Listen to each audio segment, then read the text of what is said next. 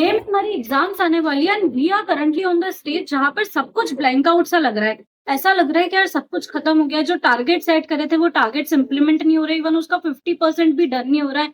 पूरा दिन सोचने में जाता है एंड पता नहीं कहाँ दिन जा रहा है, समझ नहीं आ रहा है कि क्या हो रहा है। अल्टीमेटली एंड पर अगर हम अपने आप को इवेल्युएट करते हैं तो ऐसा लगता है कि यार आज कुछ भी नहीं करा।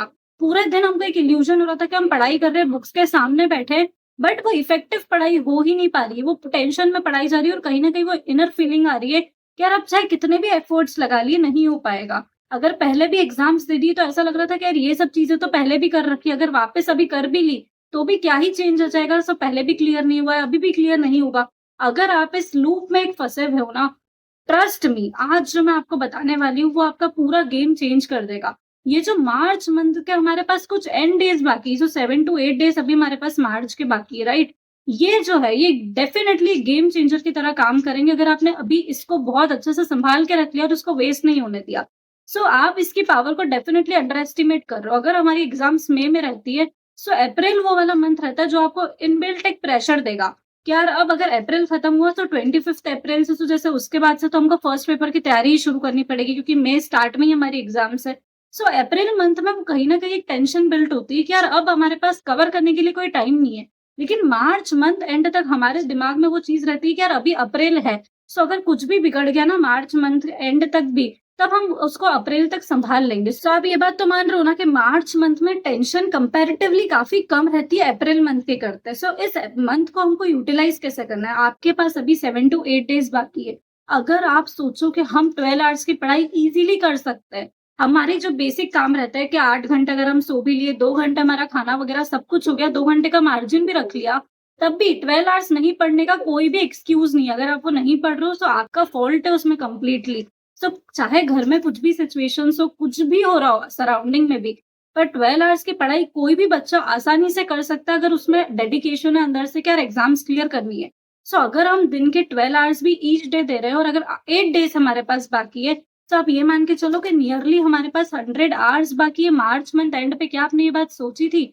अब इन 100 आवर्स में अपन क्या कर सकते हैं? सबसे पहली बात, अगर आपका इंटर का अटेम्प्ट है, सो ऑडिट उठाओ। कहीं न कहीं बहुत सारे बच्चे 90% बच्चे ऑडिट में अभी तक कॉन्फिडेंट नहीं है और ना कॉन्फिडेंस आता है। सो ऑडिट वो सब्जेक्ट नहीं है कि उठाया, उसको 5 से 7 दिन के अंदर कंप्लीट करा और रख दिया।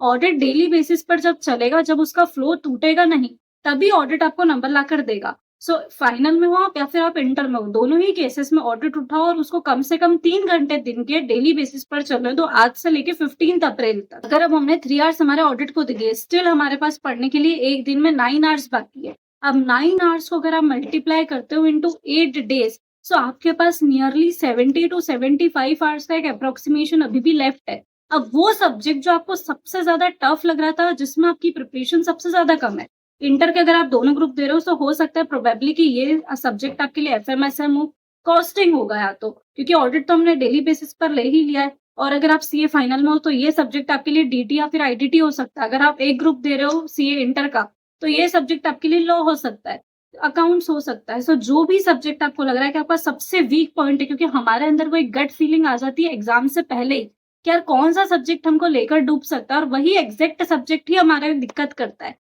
सो उस सब्जेक्ट को उठाओ और उसको टारगेट करो। आराम से मैं बता रही हूँ कि 70 टू 80% सिलेबस आप एक बार का उसमें कवर कर लोगे।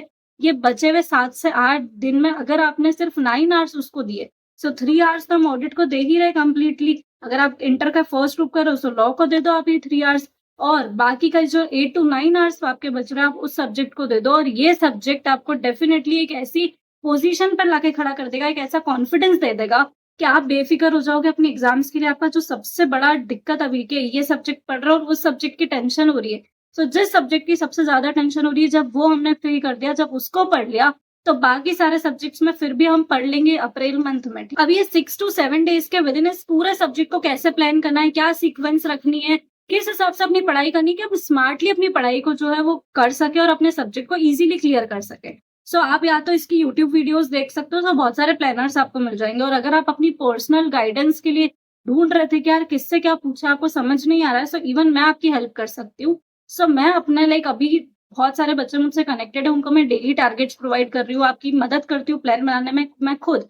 सो हम कॉल पे बात करते हैं और पूरा डिस्कशन होता है प्रॉपर कि कैसे क्या आपकी स्ट्रेटेजी बननी चाहिए, और मैं खुद आपके साथ बैठकर आपका प्लान बनाती हूँ, डेली टारगेट्स देती हूँ, ये इंश्योर करती हूँ कि आप वो डेली टारगेट्स को फुलफिल कर रहे हो और हम टारगेट कर रहे हैं कि हम स्मार्टली एग्जाम्स को क्लियर कर सके। सो आप भी अगर मेरे साथ कनेक्ट होना चाहते हो, तो आप मैंने एक डिस्क्रिप्शन में फॉर्म दे रखा है, उसको आप फिल कर सकते हो।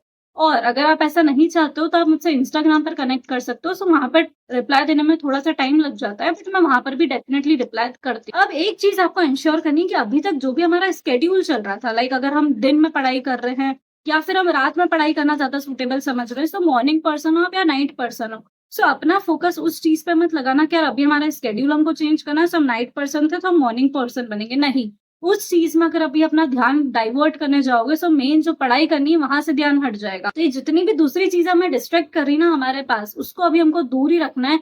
अब एक चीज़ जो आप और ध्यान रखना कि अभी 6 टू 7 डेज़ के विदिन जो भी सब्जेक्ट उठा रहे हो, अगर वो कोई प्रैक्टिकल सब्जेक्ट है, मेक श्योर करो आप सिर्फ आईसीआई मटेरियल को ही अपना बेस बना रहे हो। तो आपकी अप्रोच क्या होनी चाहिए? सबसे पहले रिविजन वीडियोज़ देख ली यूट्यूब पे उस टॉपिक की, फिर उस सेम टॉपिक का अगर प्रैक्टिकल सब्जेक्ट है, तो आईसीआई मटेरियल से उसके क्वेश्चन्स कर लिए। अगर कोई थ्योरी सब्जेक्ट है, तो कांसेप्ट बुक से उसको लर्न करना है, अंडरस्टैंडिंग नहीं लेनी है, लर्न करना है। और फिर नेक्स्ट हमको क्वेश्चन बैंक उठाना है उसका, अगर थ्योरी सब्जेक्ट है तो, और क्वेश्चन बैंक से कुछ क्वेश्चंस हमको देखने हैं और 1-2 क्वेश्चंस की हमें रिटन प्रैक्टिस करनी है। सो ये सीक्वेंस हमको फॉलो करना है। एक बात आपको और ध्यान रखनी है कि अगर कोई चैप्टर बहुत बड़ा है, सो कुछ चैप्टर्स ऐसे होते हैं जब आप एबीसी एनालिसिस करने जाओगे, जो 10 टू 15 मार्क्स के क्वेश्चन हमें कंफर्म एग्जाम में देखने को मिलते हैं। अब आपकी स्ट्रेटेजी में वो वाले चैप्टर्स इंक्लूडेड अभी के लिए नहीं होने चाहिए। होता क्या है कि जब भी कोई क्वेश्चन 10 टू 15 मार्क्स का एग्जाम में पूछा जाएगा, सो आपको सिर्फ ये नहीं देखना है कि यार 15 मार्क्स मुझे यहाँ से मिलेंगे, क्योंकि उसके चांसेस ऐसे रहेंगे कि अगर 15 मार्क्स का क्वेश्चन है तो डेफिनिटली बहुत ज़्यादा टाइम ले लेगा आपका अभी।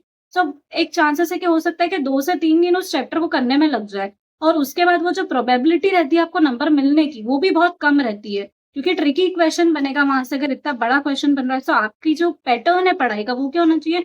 शॉर्ट चैप्टर्स को टारगेट करना, जो डेफिनिटली 3 से 4 मार्क्स तो आपको देकर जाएँगे और आपका टाइम भी कम लेंगे। सो उस वर्थ ऑफ टाइम में जो आप 2-3 दिनों से एक चैप्टर को देने वाले थे, उस जगह आप क्या कर सकते हो? शॉर्ट चैप्टर्स को टारगेट कर सकते हो, और वो इन रिटर्न आपको डेफिनिटली शॉर्ट ज़्यादा नंबर लाके देंगे, क्योंकि वहाँ से क्वेश्चंस भी डायरेक्ट आने वाले हैं। सो आपकी स्ट्रेटेजी कुछ इस तरह से चलनी चाहिए।